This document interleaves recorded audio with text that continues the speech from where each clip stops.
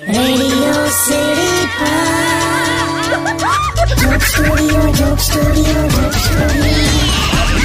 નમસ્કાર, welcome back. Radio city joke સ્ટુડિયોમાં આપનું સ્વાગત છે. કિશોર કાકા આપણી સાથે જ બેઠા છે અને કાકા કંઈક કહેવા માંગતા હતા. બોલો કાકા. એ તો હમણાં ગયા લિંકમાં પેલા પિંકેશનો ફોન આવ્યો ને, તો એને ને એવું ગામમાં ફરે છે ને એવું બધી વાત કરી, તો મને હું મારું ગામ યાદ આવી ગયું. તો હમણાં તો જઈને આવ્યા છો હવે. તો હવે ગામ તો યાદ આવે ને લી યાર. કેમ છે બધા ત્યાં? મજામાં?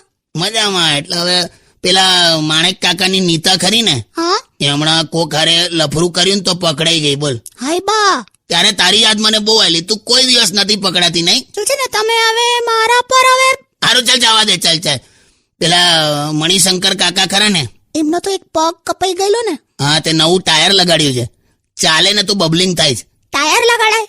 મણિશંકર કાકા બેહી રહે છે. એટલે હવે ગામના છોકરા પ્રયોગ કર્યા કરે બેઠા. અને પેલા સામેવાળા કમળાબા? કમળાબાને ખબર છે, પેલી એક આંખ પથ્થરની હતી, હા, તે પાણી હાથે પી ગયા. પથ્થરની આંખ પાણી સાથે પી ગયા? એમણે જ પથ્થરની આંખ રાત્રે સૂતી વખત પાણીના ગ્લાસમાં મૂકી રાખેલી, તો ઊંઘમાં રાત્રે પી ગયા યાર.